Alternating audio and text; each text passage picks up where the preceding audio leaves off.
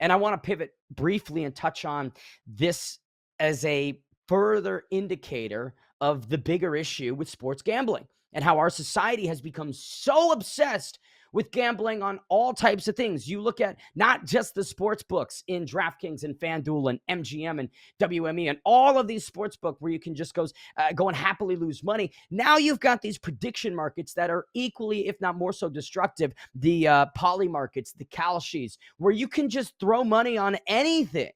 On anything. The New York City mayoral election, there's over $250 million on Polymarket that people are wagering between Mamdani, Cuomo, and Curtis Lewa.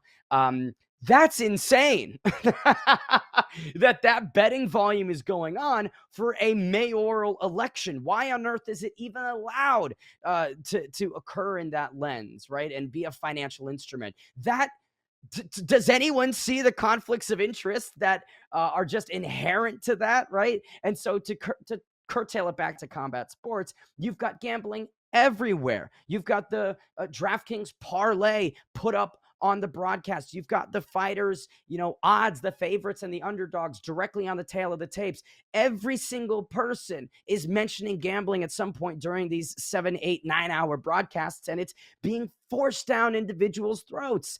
And again, we're currently dealing with a huge fighter pay problem where the revenue split is an abysmal, meager, tiny 13%, whereas every other major sporting league is a 50-50 split, and those athletes do get some sort of a cut from TV deals, from other sponsorships, endorsements, brand deals that the leagues and organizations have going on. None of that is afforded to UFC fighters. And so is it shockingly out of this world to think that a kid who's worked their whole life to get to the UFC doesn't have a ton of money, because this game requires nothing but constant time, energy, dedication, and focus, and the financial incentives, again, aren't really there when you're coming up, and then still aren't there when you make it to the big show because you're on a $10,000 contract. So if some guy comes over and Slick Willie offers $250,000 to lose in the third round, then I do understand,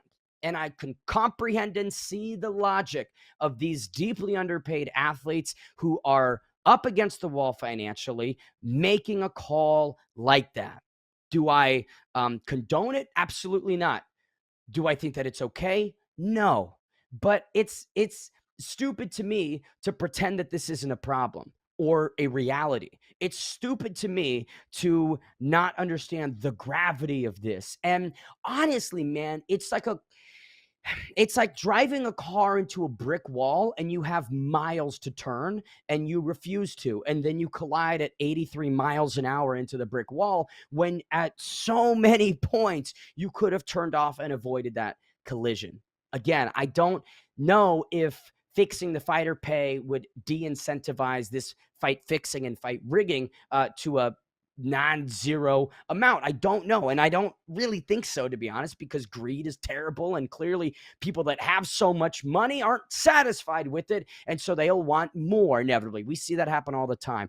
But I just can't help but think that if the fighter pay problem was fixed, then maybe we wouldn't see so many fighters admitting on public platforms that they've been asked multiple times to crazy amounts like $70,000 to fix the result of a UFC fight. I don't want to be too hyperfluous or exaggerate, but like this feels like one of the biggest scandals in the UFC's history.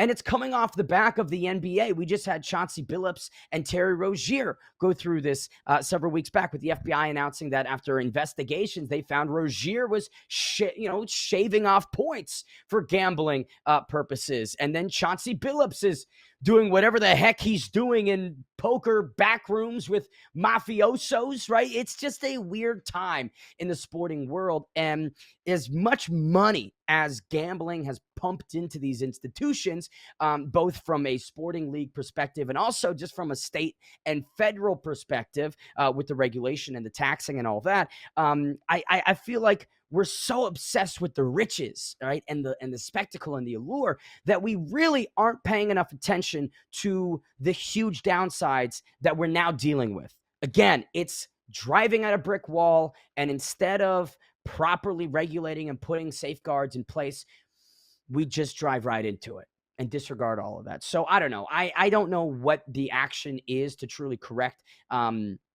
and fix all this, but I think it's going to get a heck of a lot worse before it gets better. I think we're going to see a lot of UFC personnel being investigated, and I think there could be some shocking events coming out. Harry Mack again insisting that by breaking this story several days ago, he's now gotten so many more DMs and had so many more conversations confirming and adding on to all of the evidence that he already has, you know? So I don't know. I just think that this is a very odd time, and there's going to be so much that comes out, and I don't think a lot of it's going to be good.